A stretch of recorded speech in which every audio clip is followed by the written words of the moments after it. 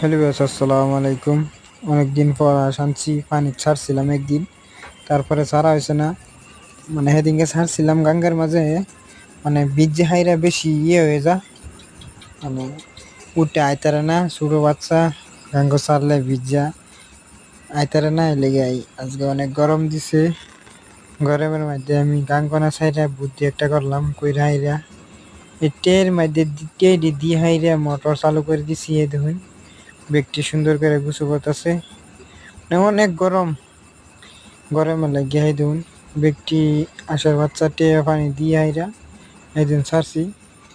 ব্যক্তি হাতার পারতাছে, এখন মোটর চালু করে দিছি যে পানিটা বেশি করে থাকে।